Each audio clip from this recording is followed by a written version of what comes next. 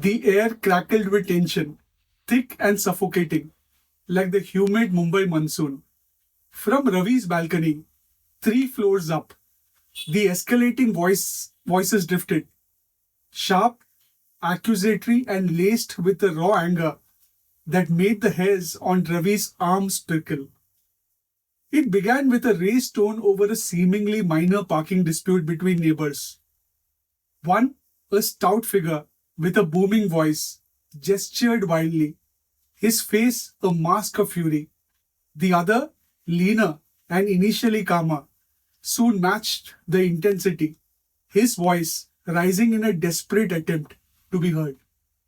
The argument spiraled in a rapid manner, attracting the attention of other residents who peered from their windows, a silent, captive audience to the unfolding drama. The initial disagreement over a few feet of tarmac had morphed into a torrent of past grievances and personal insults, a public airing of festering resentments. Ravi's hand hovered over his phone, the urge to intervene, to somehow diffuse the situation, warring with a deep-seated reluctance to get embroiled in a conflict that wasn't his. This dilemma, the choice between intervention and detachment when witnessing a heated argument, lies at the heart of the question: is getting involved in a shouting match worthwhile? There is a noble impulse, a fundamental human desire to restore peace and justice. Stepping into a volatile situation could potentially prevent physical violence, offer a voice of reason, or simply provide a calming presence. In the mentioned scenario, perhaps a neutral party could have mediated the parking dispute before it devolved into personal attacks. Intervention aligns with our sense of community and empathy, reminding us that we are not isolated entities, but interconnected members of a shared society. To stand by and do nothing can feel like a tacit endorsement of the aggression, a failure to uphold the values of compassion and mutual respect. However, the decision to intervene is fraught with potential pitfalls. Shouting matches are often fueled by intense emotions and deeply rooted issues that are invisible to an outsider. Entering such a volatile environment can place the intervener at risk of verbal abuse or even physical harm. Moreover, attempts to mediate can easily backfire.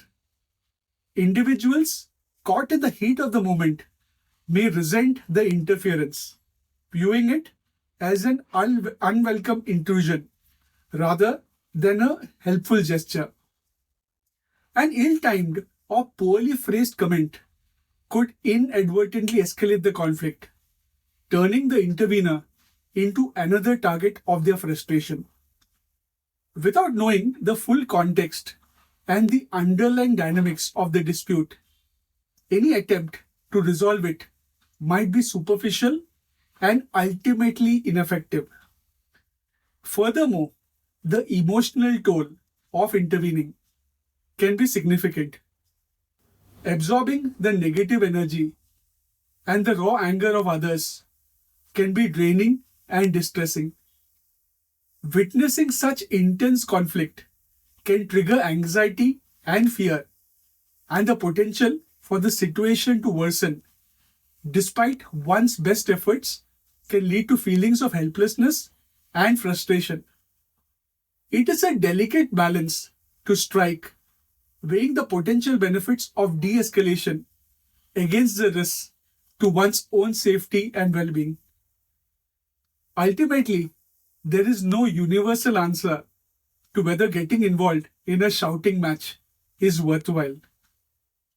Each situation is unique, shaped by the individuals involved, the context of the dispute, and the potential for harm. A careful assessment of the situation is crucial, Is there an immediate threat of violence? Are the individuals receptive to outside intervention? Does one possess the skills and the temperament to mediate effectively? Sometimes, the most responsible action might be to alert authorities or seek help from those better equipped to handle the situation.